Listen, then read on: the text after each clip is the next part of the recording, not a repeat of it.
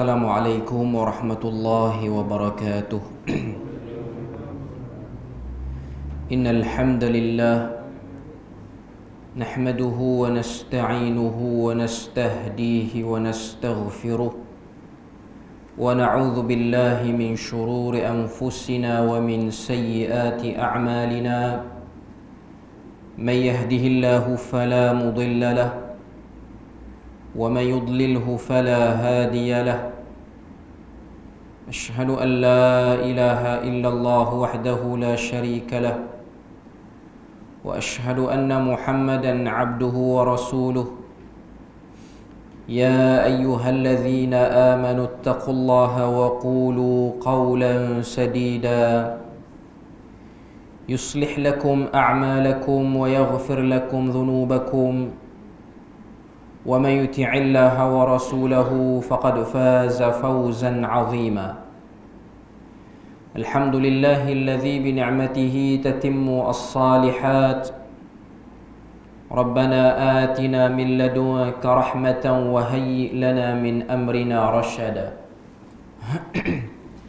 اللهم آت نفسي تقواها وزكيها وأنت خير من زكاها أنت وليها ومولاها. Alhamdulillah, syukur pada Allah Azza wa Jal kerana dengan rahmat dan juga limpah kurnia yang Allah Ta'ala berikan, dapat kita sekali lagi pada malam ni menyambung perbahasan daripada tafsir surah Hawamim, iaitu sambungan daripada surah Fussilat pada malam ni. Dan kita terakhir berhenti pada ayat yang ke-15. Malam ni sambungan kita ialah ayat yang ke-16. Ayat yang ke-16 surah Hawamim dalam mushaf berada pada muka surat 478. Berada pada muka surat 478 di pertengahan muka surat. Jadi kita tengok pada ayat yang ke-16, Allah Azza wa Jalla sebut pada ayat yang ke-16, فَأَرْسَلْنَا عَلَيْهِمْ رِيحًا صَرْصَرًا فِي أَيَّامٍ نَحِسَاتٍ لِنُذِيقَهُمْ عَذَابَ الْخِزْيِ فِي الْحَيَاةِ الدُّنْيَا وَلَعَذَابُ الْآخِرَةِ أَخْزَى وَهُمْ لَا يُنصَرُونَ. Ayat yang ke-16, Allah Azza wa Jalla sebut pada ayat ni, فَأَرْسَلْنَا عَلَيْهِمْ رِيحًا صَرْصَرًا, lalu kami hantarkan kepada mereka angin ribut yang kencang. فِي أَيَّامٍ نَحِسَاتٍ لِنُذِيقَهُمْ عَذَابَ الْخِزْيِ فِي الْحَيَاةِ الدُّنْيَا. Kami hantar kepada mereka angin ribut yang kencang dalam beberapa hari, yang mana hari itu ialah hari nahas malam, kerana kami hendak merasakan mereka azab siksa yang menghina dalam kehidupan dunia. Wala azabul akhirati akhza, dan sesungguhnya azab siksa hari akhirat lebih besar kehinaannya. Wahum la yunsarun, sedang mereka tidak diberikan pertolongan atau tidak diberikan rasa untuk menghindarkan diri daripada azab itu. Ayat yang ke-16 sambungan daripada ayat-ayat sebelum ni, iaitu Allah Azza wa Jalla lepas pada cerita tentang dalil akli ataupun dalil akal untuk kenal dia, maka masuk ayat yang ke-15 Tuhan pun cerita tentang nukilan, dalil naqli. Dalil naqli ni ialah dalil yang dinukil dan biasanya dia berbentuk sejarah, sejarah orang terdahulu. Ayat yang ke-15 Allah Ta'ala sebut, فَأَمَّا عَادٌ فَاسْتَكْبَرُوا فِي الْأَرْضِ. Adapun kaum Ad itu, mereka telah membesarkan diri di atas muka bumi ini, بِغَيْرِ الْحَقِّ, tanpa kebenaran. Mereka sombong diri itu, pandai-pandai dia orangnya sombong diri. Tak ada arahan suruh sombong, tak ada apa benda yang hebat pun untuk disombongkan. Kemudian Allah Ta'ala sebut, وَقَالُوا مَنْ أَشَدُّ مِنَّا قُوَّةً. antara bentuk kesombongan kaum Ad itu, mereka kata, siapa yang lebih kuat daripada kami? Kaum Ad diutus padanya seorang Nabi, namanya Nabi Hud. Cerita Nabi Hud ni merata, berselera dalam Al-Quran. Ada disebut dalam surah Hud, ada juga disebut dalam surah-surah yang lain. Cuma sebahagian riwayat-riwayat, terutamanya riwayat Israiliyat, menunjukkan antara Nabi-Nabi ni, Nabi yang dihantar pada manusia yang paling hebat dan agung ialah Nabi Hud. Maknanya Nabi Hud ni telah diberi tanggungjawab untuk berdakwah kepada kumpulan manusia yang terhebat atas muka bumi. Hebat dari segi apa kaum Hud?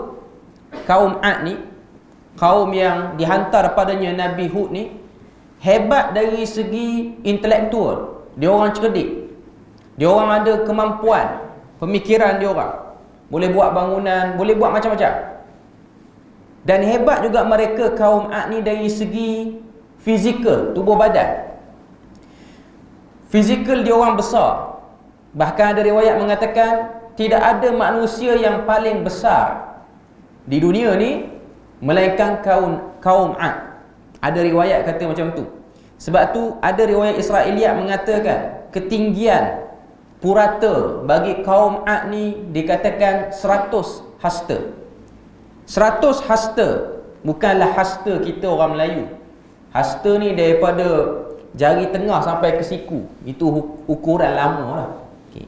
Tapi hasta ni ialah hasta orang Arab dulu. Hasta orang Arab. Dalam hadis riwayat Imam Ahmad, Nabi cerita Allah Ta'ala jadikan Nabi Adam itu dengan ketinggian 60 hasta. Para pengkaji, dia kaji 60 hasta ni berapa tinggi? Tu tinggi Nabi Adam. 60 hasta ni sekitar bangunan, kalau bangunan sekolah hari ni bangunan 4 tingkat ataupun 5 tingkat. Itu ketinggian Nabi Adam AS. Okay. Kalau 100 hasta, 2 kali Nabi Adam. Itu purata ketinggian kaum Ad. Tapi itu riwayat Israiliyat. Bila mana sebut riwayat Israiliyat ni, dia kena buat tapisan banyak sikit. Ada sebahagian pendapat mengatakan tidak ada bangsa manusia ni yang lebih tinggi melainkan Nabi Adam. Maknanya kalau dia orang besar pun mesti tak lebih pada tinggi Nabi Adam. Maknanya dia orang mungkin sekitar 50 hasta ataupun memang sama 60 hasta. Tapi itu hanya riwayat lah. Nak sebut pada kita ialah manusia itu besar. Kaum Ad ni ialah kaum yang besar. Sebab tu tak pelik pada zaman dulu, maknanya zaman Nabi Hud ni, kalau makanan-makanan asasi itu saiz dia besar. Ada sebahagian riwayat Israiliyat mengatakan biji gandum pada zaman dulu sebesar biji kurma. Biji gandum tu, pokok gandum ni lebih kurang dengan padi lah tempat kita, tapi gandum dia lain sikit. Okay. Si biji gandum pada zaman bila saya tak ingat, saya baca lama, ada seorang tokoh ni dia kata si biji gandum di kawasan ni saiz dia sebesar tamar besar. Sebab orang yang makan tu bangunan 3 tingkat saiz dia, jadi padan lah dengan saiz makanan tu. Okay. Cuma nak kata Ad dengan musyrikin Mekah, musyrikin Mekah ni kecil, pendek, tak besar sangat. Musyrikin Mekah nak banding dengan orang kita hari ni, orang kita lagi kecil. Kita hari ni lagi kecil. Arab hari ni lagi kecil berbanding Arab dulu. Bangsa Eropah hari ni lagi kecil berbanding bangsa Eropah dulu. Umat manusia yang hidup akhir zaman lagi kecil berbanding umat manusia yang hidup pada zaman yang awal.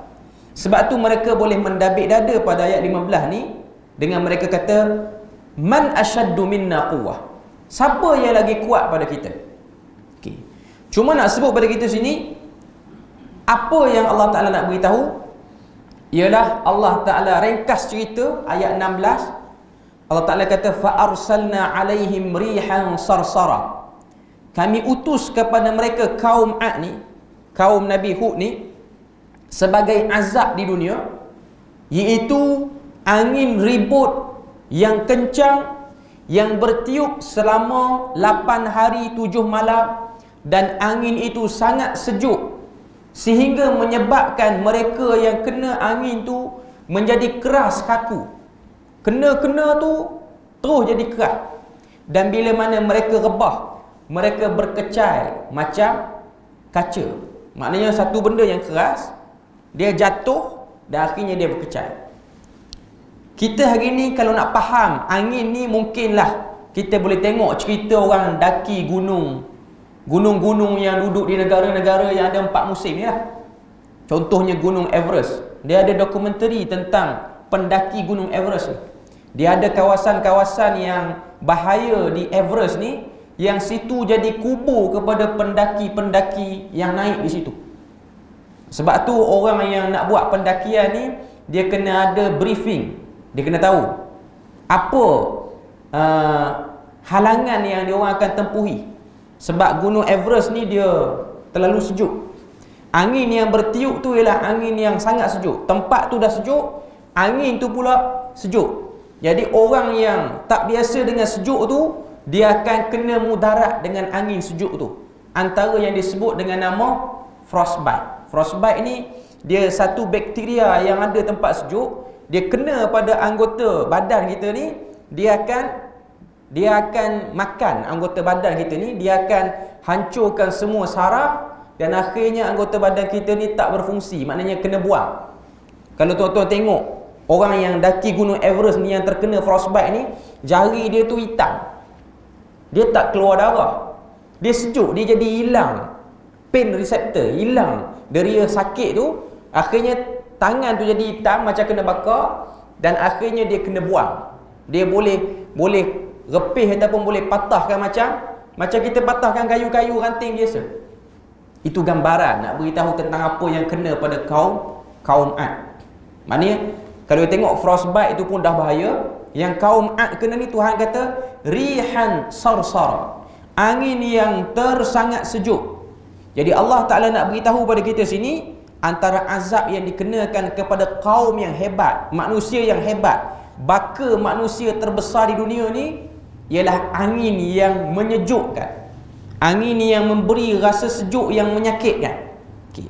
Jadi Allah Ta'ala kata fi ayyamin nahisat, kami tiupkan angin itu selama beberapa hari, dan hari itu disebut dengan hari malam. Ayyamin nahisat ni maksud dia hari yang malam ataupun hari yang sial. Hari itu ialah selama 8 hari 7 malam, seminggu dia orang kena tiupan angin itu. Okay. Dan hari itu ialah hari yang disebut sebagai ayyamin nahisat. Dalam perkataan bahasa Melayu kita pernah dengar nahas. Nahas ni mai pada perkataan nahis. Bahasa Arab maksudnya sial ataupun kemalangan. Riwayat Israiliyat kata hari yang bermula kenanya kaum Ad ni dengan tiupan angin puting beliung ataupun angin yang menghancurkan mereka ni, jadi sejuk, akhirnya makan tubuh badan ni orang ni, bermula pada hari Rabu. Tu riwayat Israiliyat. Maknanya kalau kita baca dalam tafsir Azhar, dia ada sebut.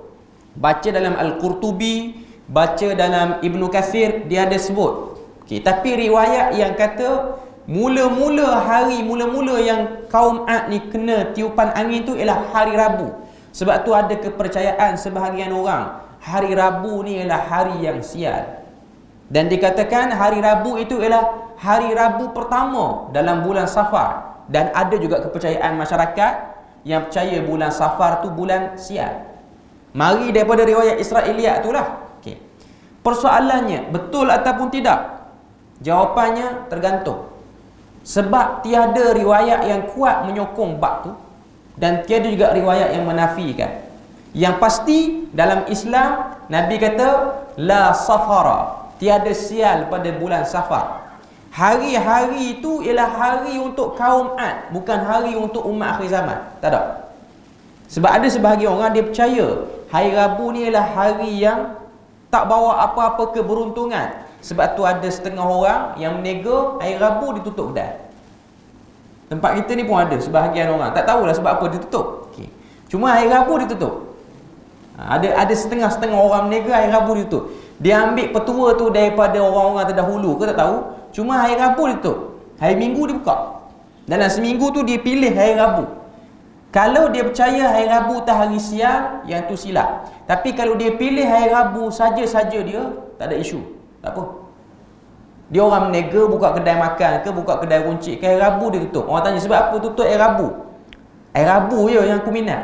Okey, yang tu tak apa. Kalau dia kata hari Rabu ni sebenarnya rezeki payah masuk, berniaga pun orang datang nak curi, bukan orang nak beli, jadi aku tutup lah. Yang tu dia ada kepercayaan sial hari Rabu. Yang tu tak boleh. Yang tu dilarang dalam agama. Okay. Cuma nak katanya itu hanyalah riwayat Israiliyat. Kita nak berniaga sepanjang hari dalam seminggu pun tak apa. Nak pilih mana-mana hari untuk cuti pun tak apa. Dia tidak ada kena-mengena dengan hari yang sial. Sebab ayat ni ialah cerita hari sial tu hanya untuk kaum Ad sahaja. Okay. Kemudian Allah Ta'ala sebut linudhiqahum azabal khizyi. Tujuan kami hantar angin tu supaya kami rasakan kepada mereka azab yang menghinakan. Sebab apa hina? Sebab sebelum daripada kena azab, orang-orang daripada kaum Ad ni juah bercakap. Macam ayat 15 dah. Iaitu mereka kata, man asyaddu minna quwwah. Siapa lagi kuat selain daripada kita? Ini bercakap orang sombong. Itu yang disebut dalam ayat yang ke-15. Fa amma 'adun fastakbaru fil ard. Adapun kaum Ad itu telah menyombong besar diri di atas muka bumi. Sehingga mereka kata tiada lagi bangsa lain yang lebih kuat melainkan kita kaum Ad. Jadi Allah Ta'ala hantar angin tu, yang mana kebiasaan orang lain kalau kena angin tak ada apa-apa. Mereka kaum orang yang besar-besar kena angin tu bukan setakat sakit, jadi keras, dan akhirnya bila mana mati kekerasan tu, dia punya jasad jatuh hancur berkeping. Itu ialah bahagian daripada kehinaan yang Allah Ta'ala nak berikan. Sebab itulah pada ayat ni Tuhan kata linudhiqahum azabal khizyi, supaya kami rasakan kepada mereka azab yang menghinakan. Maknanya orang yang cakap besar biasanya dia akan mati dalam keadaan yang memalukan. Macam Fir'aun. Bila mana dia kata, ana rabbukumul a'la. Akulah Tuhan kamu yang maha tinggi. Dengan sebab cakap besar diri itu, maka percakapan itu telah diambil serius oleh Tuhan. Sekiranya dia tak nak tarik balik, dia nak kekal dengan sombong dia tu, maka sudah diaturkan orang macam ni, dia akan dihabiskan ajalnya dengan cara yang menghinakan. Mengaku Tuhan, akhirnya mati lemas. Satu benda yang sangat memalukan. Macam juga Abu Jahal. Bila mana dia keluar memimpin perang Badar, musyrikin nak lawan Islam, perang Badar bulan Ramadan. Bila mana dia bawa 1000 orang tentera, yang mana tentera tu lengkap pakai baju perisai, tentera berkuda pun 200 orang. Dibawa perempuan-perempuan, penari-penari, penyanyi-penyanyi semua bawa. Dia pergi awal ke medan Badar 3 hari. Sebab apa? Sebab nak buat pesta. Sebab rasa confirm menang. Itu Abu Jahal buat. Abu Jahal pergi ke Badar. Dia kata pada semua tentera Badar, kita akan berkampung di Badar 3 hari awal daripada hari peperangan. Sebab kita akan sembelih semua unta ni buat jamuan, kita akan minum semua arak-arak yang dibawa ni, dan kita akan mendengar dan melihat tarian-tarian dan nyanyian-nyanyian daripada perempuan-perempuan yang dibawa ni. Dia orang duduk dalam keadaan confident, dia orang tu akan menang. Akhirnya Allah Ta'ala hina Abu Jahal dengan mati dibunuh oleh 2 orang budak. Budak yang bunuh dia dalam perang Badar. Kita kena ingat, Abu Jahal ni dia mati bukan mati kena bunuh dengan orang-orang hebat. Kena bunuh dengan Ali ke, bertarung dulu sebelum bunuh, bertikam dulu ke sebelum bunuh. Tak ada. Dia tidak ada, orang kata apa, insiden tu dulu. Tak ada. Dia mati dengan sebab ditikam dengan tombak yang kecil daripada belakang, dia rebah, dia jatuh. Tapi kalau kita baca riwayat Ibnu Hisham, Sirah Ibnu Hisham daripada Ibnu Ishaq, Bila mana Abu Jahal ni dia tahu yang tikam dia tu budak daripada anak-anak orang Islam yang dia pernah perli dulu waktu di Mekah. Waktu nyawa-nyawa ikan tu masih lagi sombong. Dia kata tidak ada ke dalam Islam ni orang gagah nak bunuh aku, sehingga 2 orang budak ni saja yang bunuh aku. Dah nak mati dah pun. Orang sombong ni kalau dia sombong, dia bodoh lagi. Dan dalam nak mati macam tu, akhirnya dia dihabisi oleh Abdullah bin Mas'ud. Maknanya Abdullah bin Mas'ud ni yang bagi dia mati betul, sama ada tikaman ke pancung ke, wallahu alam. Cuma nak katanya itu ialah balasan orang yang sombong. Allah Ta'ala sebut lagi, azab yang kami hantar ni ialah azab yang menghinakan fil hayatid dunia, dalam kehidupan dunia. Maknanya Allah Ta'ala bagi orang atas dunia yang hidup pada zaman tu dengar cerita kaum Ad mati terkena tiupan angin selama 8 hari 7 malam. Tiupan angin tu mengeraskan jasad mereka, sehingga bila mana ditolak rebah ke tanah, jasad mereka hancur berkecai macam kaca. Satu kehinaan. Berita tu orang ingat, kita boleh bayang kaum Ad dia boleh agak tak kita orang Malaysia dengar cerita dia orang mati waktu dia hidup tu. Dia orang pun tak pernah fikir akan wujud satu negara nama Malaysia, akan wujud satu masjid di kampung bawah bukit ni nak bercakap cerita dia orang. Dia orang tak pernah fikir, dia orang tak pernah agak pun cerita dia orang ni famous sampai akhir zaman. Tapi famous dengan kehinaan, terkenal dengan kehinaan. Dia orang tak agak pun nama dia orang tu akan diulang balik oleh umat akhir zaman. Hari ni, tarikh hari ni kita baca cerita dia. Dia yang kaum Ad yang mati kena azab ni, dia tak ingat dan dia tak sangka pun benda tu akan berlaku. Tapi itulah kuasa Tuhan memasyhurkan orang baik, memasyhurkan orang jahat. Walaupun pada waktu tu tak ada Facebook, tak ada jemaah tahzir lagi pada waktu tu, tak ada kumpulan-kumpulan apa lagi nak popularkan dia orang, tak ada Facebook apa, tapi boleh sampai berita tu. Berita tu sampai pada kita. Okey. Nak tunjuk pada kita bila mana Allah Ta'ala ingin menghina orang tu, maka dia akan masyhurkan orang tu. Kalau Allah Ta'ala nak angkat orang tu, maka dia akan angkat orang tu, walaupun dia berada di satu tempat yang tersembunyi, yang pada waktu dia mati tu tak ada makhluk yang bernyawa, yang orang kuat ataupun wartawan tak ada, tapi berita dia boleh sampai. Kemudian Allah Ta'ala sebut pada ayat yang ke-16, wala azabul akhirati akhza, dan azab di akhirat kelak lebih teruk lagi. Di dunia tu teruk dah.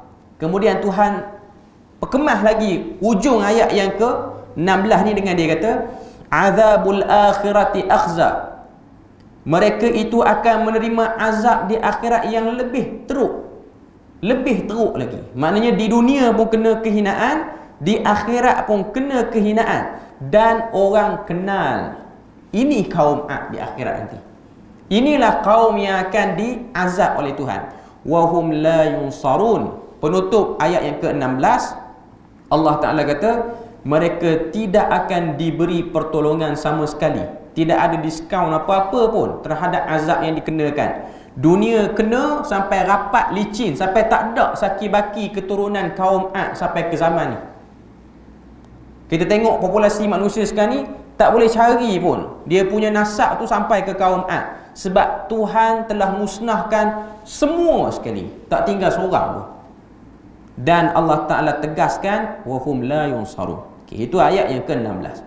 Ayat yang ke-17, wa amma thamudu fahadainahum fastahabbul 'ama 'alal huda فَأَخَذَتْهُمْ صَاعِقَةُ الْعَذَابِ الْهُونِ بِمَا كَانُوا يَكْسِبُونَ.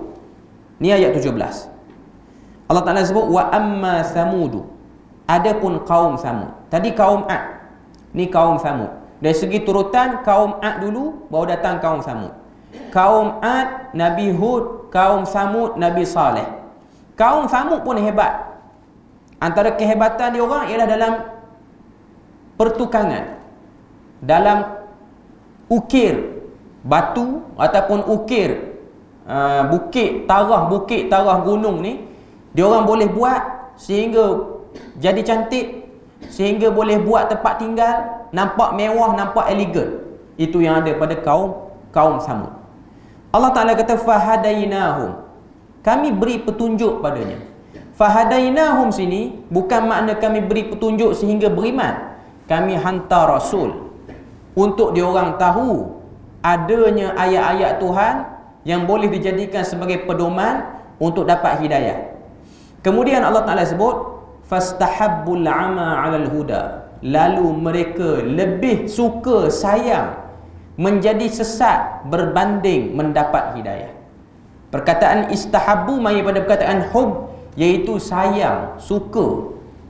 Al-ama maksud dia buta, buta dengan makna sesat. Alal huda, berbanding celik ataupun berbanding dapat hidayah. Fa akhadhathum sa'iqatul azab, lalu mereka telah disambar oleh petir yang menghina. Sa'iqah ni ialah bunyi pekikan yang kuat yang mengganggu sehingga boleh mematikan orang tu.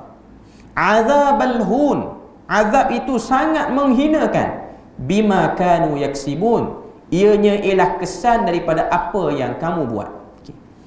Kaum Samud ialah kaum yang kesan peninggalan dia tu Tuhan kekalkan sampai sekarang.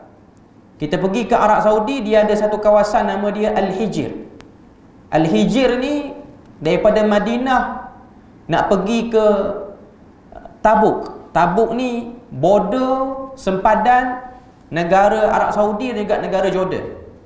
Maknanya sampai di Tabuk tu macam kita sampai di Wan Kelian lah. Belah sana Thailand, belah ni Malaysia. Itu keadaan ataupun suasana di Tabuk. Di antara Madinah dengan Tabuk ni lebih kurang 800 km ataupun 900 km. 500 km maknanya daripada Madinah dah sampai 400-500 km tu, tengah tu dia panggil Al-Hijr ataupun dengan nama lain disebut dengan nama Madain Saleh, tempat kaum Samud. Tempat kaum Samud. Luas, tak ada apa, padang pasir. Adalah beberapa bukit. Di bukit tu dia ada kesan ukiran ataupun kesan tarahan yang berbentuk pintu gerbang, yang mana dikatakan itu ialah kubur kaum terdahulu, iaitu kaum Samud. Ada riwayat, iaitu riwayat dalam Sahih Muslim, waktu Nabi dan para sahabat ni dalam perjalanan nak pergi perang Tabuk. Bila mana Nabi buat perjalanan nak pergi ke Tabuk, Tabuk ni jauh. Kita dah sebut tadi 800-900 km. Perjalanan pada waktu tu pergi balik ambil masa sebulan. Maknanya dalam perjalanan pergi, para sahabat lalu di kawasan Al-Hijr ni. Lalu situ sebab tengok bukit banyak, diorang pun nak berehat, nak berteduh. Waktu tu Nabi tak tahu itu ialah tempat kaum Samud. Lalu para sahabat pun minta kebenaran dengan Nabi. Nabi pun benarkan untuk turunkan barang, berehat, nak bakar api, nak masak apa semua. Tiba-tiba turun wahyu, arahan pada Nabi, suruh para sahabat naik atas binatang tunggangan masing-masing. Jangan ada yang duduk atas permukaan bumi tu. Lalu sahabat pun tinggalkan makanan yang dah dimasak, adunan-adunan makanan yang dah diuli apa semua tinggal. Nabi pun bawa para sahabat ni ke satu penjuru di bukit tu. Nabi pun kata, yakhruju min hadzal fajj wa yazbahu fi hadzal fajj. Unta Nabi Saleh telah keluar daripada celah bukit ni dan disembelih oleh kaum dia di celah bukit tu. Nabi cerita balik. Sebab Allah Ta'ala beri gambaran pada Nabi, Nabi boleh tengok balik peristiwa ingkarnya kaum Nabi Saleh, iaitu kaum Samud, sehingga mereka telah menyembelih unta Nabi Saleh yang merupakan mukjizat. Cerita dia, kaum Samud ni dia degil dan dia orang telah pelekeh Nabi Saleh. Antara kata-kata persenda ataupun leceh yang dia buat pada Nabi Saleh, dia kata, kalaulah seorang Nabi tu utusan Tuhan, takkanlah seorang Nabi tu berjalan macam kita, masuk keluar pasar, makan makanan sama macam kita makan. Kurang-kurang Nabi dan Rasul ni orang hebat sikit, orang ada pangkat sikit. Lalu dia orang cabar Nabi Saleh, kalau kamu betul utusan Tuhan, tunjukkan bukti ketuhanan, bukti kerasulan. Maka Allah Ta'ala pun keluarkan daripada celah bukit satu ekor unta. Sebab biasa unta ni dia keluar daripada daripada perut mak dia lah, daripada unta lain. Tiba-tiba unta keluar pada bukit. Kaum Nabi Saleh, kaum Samud ni, diorang boleh buat apa dengan bukit? Diorang boleh buat rumah dengan bukit, tapi tak boleh keluarkan binatang daripada bukit. Jadi itu satu kelemahan bagi kaum Nabi Saleh. Dan Nabi Saleh pun tunjukkan itu mukjizat dia, dan Allah Ta'ala arahkan kaum Samud ni kena beri penghormatan pada unta ni. Biarkan dia, jangan kacau. Dan kaum Samud ni dia ada satu perigi. Di perigi itu sumber air kaum Samud. Keseluruhan kaum Samud ambil air di situ. Jadi Allah Ta'ala arahkan Nabi Saleh untuk perintahkan kaum Samud supaya beri laluan pada unta ni minum air di perigi tu. Hari unta ni minum, tak ada orang boleh ambil air pada perigi tu. Esok baru boleh ambil. Jadi bergilir. Hari ni tak boleh, esok boleh. Hari ni tak boleh, esok boleh. Tiba-tiba ada satu kumpulan orang muda yang tak puas hati dengan Nabi Saleh. Akhirnya mereka telah sembelih. Allah Ta'ala bukan setakat bagi peluang kepada kaum Nabi Saleh ni tengok tanda kenabian itu dengan keluarnya mukjizat unta. Allah Ta'ala bagi lagi diorang ni minum susu unta tu. Maknanya boleh ambil manfaat daripada susu unta tu kalau diorang nak. Boleh ambil air perigi, boleh juga ambil susu unta tu. Ringkas cerita, Nabi Muhammad ni diperlihatkan benda tu. Nabi nampak. Sebab tu Nabi suruh para sahabat ni bangun semua. Dan Nabi kata, jangan kita lalu berhenti duduk di kawasan orang pernah kena azab. Jangan pergi. Sebab tu dia ada perbahasan hukum ziarah tempat orang kena azab daripada Allah Azza wa Jalla. Boleh ataupun tidak? Jawapannya khilaf dalam bab ni. Ada sekumpulan ulama kata boleh, ada sekumpulan kata tak boleh. Saya tak tahu sangat apa hujahan dia orang. Okay. Tapi nak beritahunya ialah tempat-tempat yang turun azab Tuhan ni kita tak boleh pergi. Turun azab Tuhan yang ada petunjuk wahyu. Bukan turun azab Tuhan yang kemudian ni kita panggil azab, kita tak tahu benda tu azab ataupun tak. Tempat macam Al-Hijr tu confirm lah, sebab memang ada hadis. Macam tempat-tempat lain, contoh Laut Mati di Jordan. Laut Mati Jordan ni betul ke tempat kaum Nabi Lut yang melakukan homoseksual, yang dikatakan mereka tu telah diterbalikkan, kota dia orang diterbalikkan. Wallahu a'lam, dari segi petunjuk hadis tak menunjukkan Laut Mati itu sebagai tempat tinggal kaum Nabi Lut. Walaupun ada cerita khabar-khabar angin kata ada sebahagian penyelam masuk ke dalam Laut Mati itu berenang, dan dia orang nampak di dalam Laut Mati itu ada binaan-binaan menyerupai bangunan, jasad-jasad manusia yang diliputi dengan garam yang tebal. Tapi khabar angin lah, betul ke tak tahu. Cuma yang pasti pengalaman saya sendiri, saya pergi di Laut Mati ni, kita nak cuba menyelam ke dalam tu dia tak boleh. Dia akan tolak kita balik, naik atas balik. Antara tempat yang orang tak pandai berenang boleh berenang, Laut Mati. Dia tak akan lemas, tapi dia pedih mata. Mata pedih. Lepas tu kata apa, badan-badan yang ada penyakit kulit ni dia akan pedih sikit. Okay. Jadi tempat tu tidaklah disepakati sebagai tempat kena azab. Cuma boleh ataupun tidak untuk kita ziarah. Kau tanya saya kata tengok keadaan. Tempat tu nak masuk kena bayar mahal juga lah. Bagi orang yang belajar di Jordan ni, dia ada kad metrik universiti tu dia murah sikit. Okay. Cuma kalau orang-orang luar yang pergi, saya tak ingat bayaran dia berapa. Cuma tempat tu selain daripada orang Melayu kita yang transit nak pergi buat umrah akan berhenti, orang yang akan pergi situ juga ialah orang Mak Saleh. Dia orang akan pergi, dia orang akan mandi situ. Okay.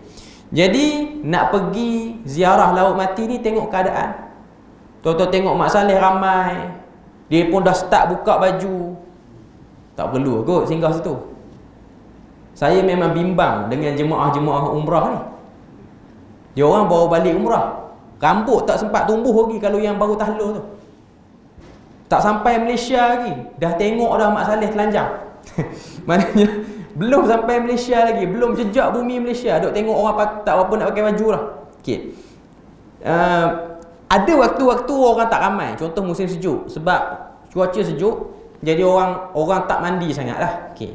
Cuma adalah orang kita ni dia nak pergi, dia pergi, tak ada masalah untuk dia singgah kawasan tu. Memang kawasan tu kawasan pelancongan pun, cuma saya kata dari segi betul ke tak betul tempat tu betul diazab oleh Allah Taala, wallahu a'lam, tak tahu. Berbeza dengan Al-Hijr. Selain pada tu tempat-tempat yang lain pun macam tu lah. Contoh ada orang dia tanya boleh tak pergi berjalan di Aceh, sebab Aceh pernah kena tsunami teruk tahun 2004. Pertama kita kena tahu siapa kita nak kata tsunami tu azab Tuhan. Sebab dia berlaku lepas Nabi wafat lah. Yang boleh kata itu azab ialah wahyu je. Kita tak boleh kata. Kalau macam tu Kelantan tak boleh pergi sebab banjir teruk. Ada orang kata dulu azab. Macam-macam lah tempat-tempat yang pernah berlaku kemusnahan alam. Okay. Jadi tempat-tempat yang berlaku kemudian ni, dia tak dikira sebagai tempat diazab oleh Tuhan. Yang dikira azab tu bila mana ada petunjuk wahyu untuk kita pergi. Cuma tempat tu kita nak pergi mana-mana, nak pergi ziarah mana-mana pun boleh, dengan syarat kita jagalah diri kita tu sebagai seorang Muslim. Tuan-tuan nak pergi mana-mana pun tuan-tuan pergilah. Tapi dengan syarat jagalah jati diri seorang Muslim. Tahu tempat ni ramai non-Muslim, tempat ni pula tempat legal, benda-benda yang haram dalam Islam. Arak nak beli mudah, orang minum arak lagi ramai pada orang minum air teh. Tempat macam ni taklah kata salah, cuma orang macam kita semua ni, orang-orang masjid, seronok ke pergi tempat macam tu. Dia something lah, dia ada rasa tak kena. Bagi orang yang dah biasa tak apa. Sekarang ni border Thailand dah buka kan. Ramai lah. Ramai orang buat umrah. Sebelum pergi umrah Arab Saudi, dia pergi umrah Thailand tu. Sebab umrah Thailand murah sikit. Okay. Nak pergi tawaf situ pun mudah lagi. Okay. Cuma nak katanya, di mana-mana tempat pun jati diri Islam kita kena tahu. Orang yang kata apa, yang elok Islam dia akan rasa perjalanan tu, dia nak perjalanan tu taklah melalaikan dia sangat. Sebab tu saya jumpa sebahagian orang, kalau dia nak pergi musafir, nak sewa hotel, dia cuba usaha cari hotel tu mesti nak kena dekat dengan masjid. Ada orang macam tu. Sebab dia nak jaga, dia boleh pergi solat subuh dekat dengan hotel dia. Ada orang dia tak kisah pun. Macam sekarang ni rentah negeri dah boleh dah, semua dah clear dah. Covid pun kita boleh andaikan macam tak ada dah. Walaupun masih lagi ada, tapi kita andai macam tak ada lah. Pakai mask pun dah tak ketat, akta tak pakai mask pun dah ditarik balik apa semua.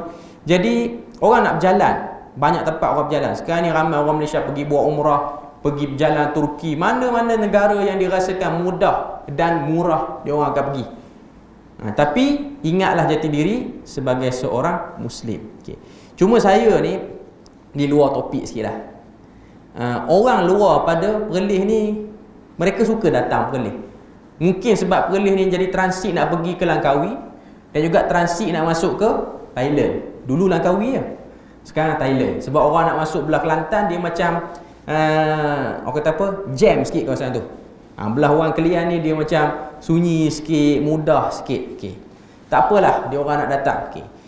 Cuma saya selalu kempen lah, hatta family saya sendiri pun kawan datang Perlis ni, selain pada pergi Padang Besar, pergi Anjung Keli ke, okay, antara benda yang orang luar pada Perlis, dia datang, dia ambil lah masa sikit datang masjid di Perlis, tengok orang salat macam mana.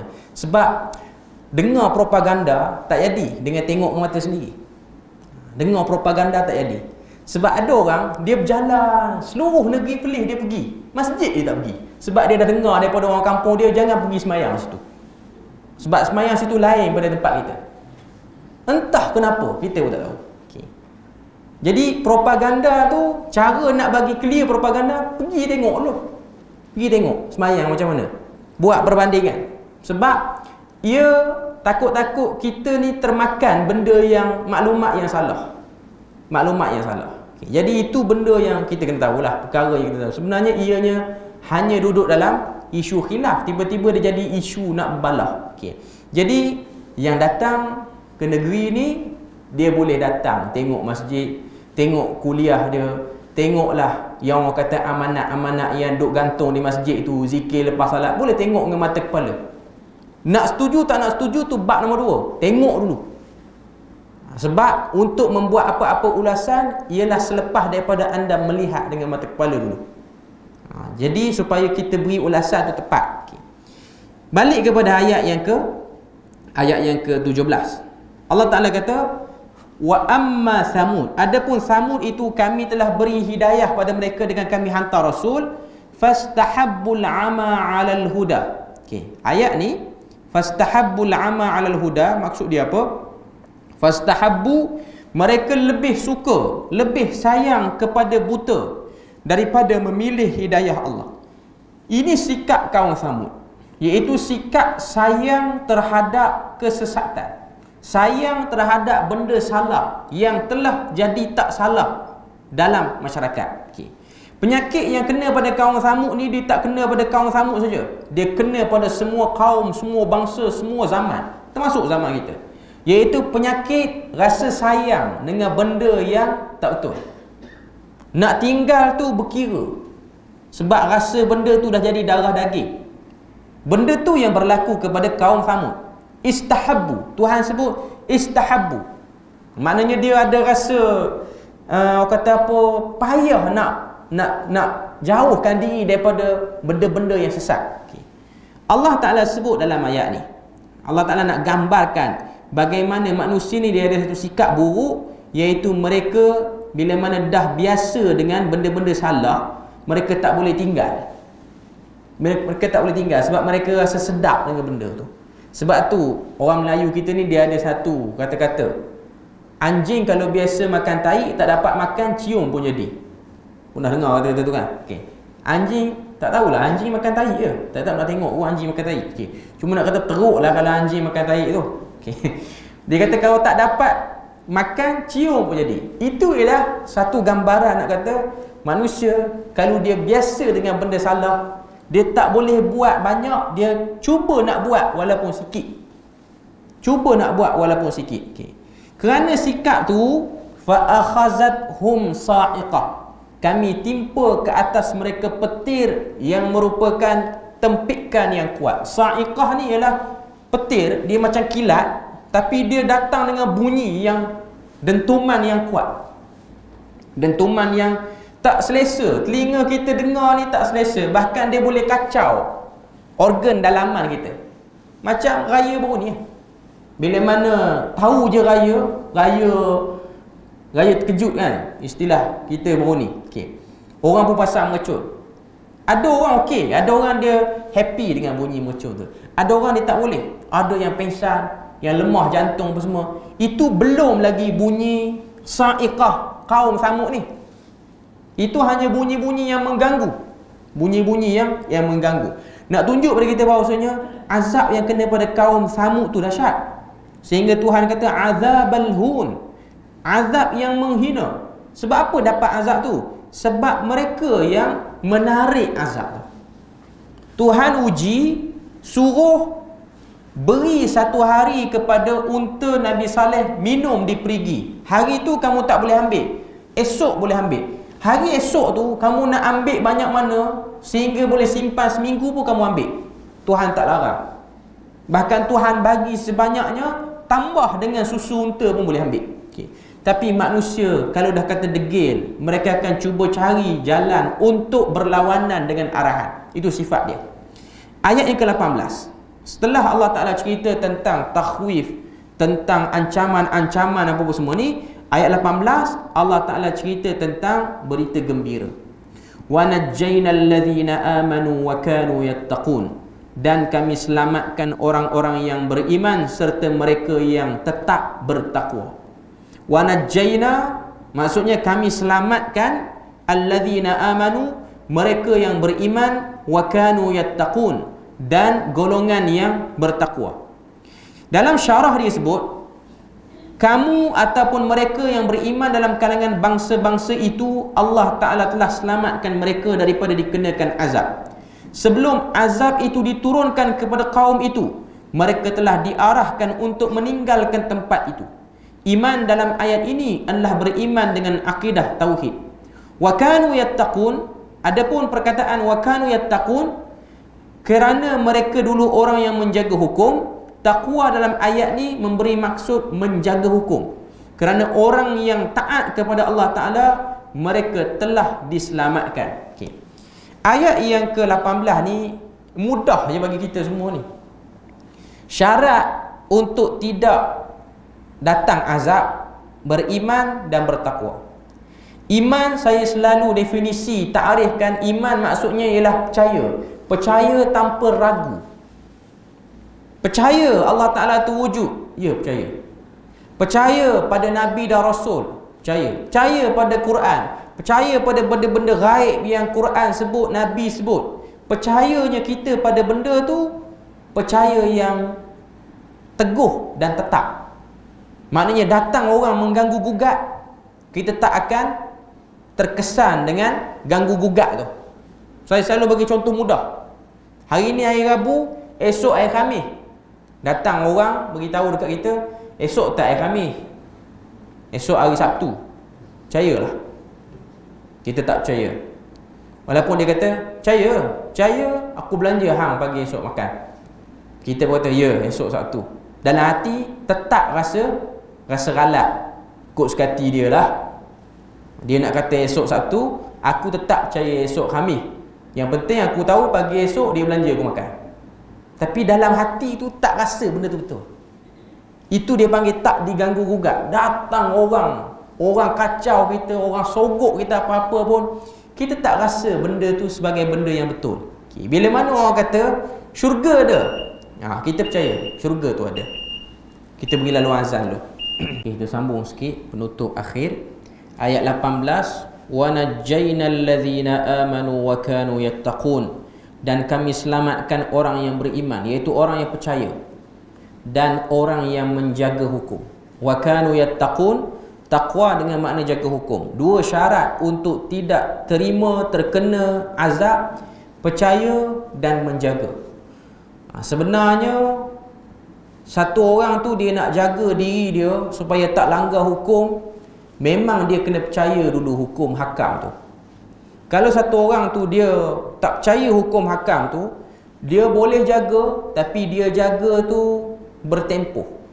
Waktu orang ada dia jaga, waktu orang tak ada dia tak jaga, sebab dia tak percaya. Okay. Jadi ini ialah dua syarat yang Allah Ta'ala gariskan untuk mendapat pertolongan. Cuma dalam ayat-ayat ni Allah Ta'ala sebut secara ringkas.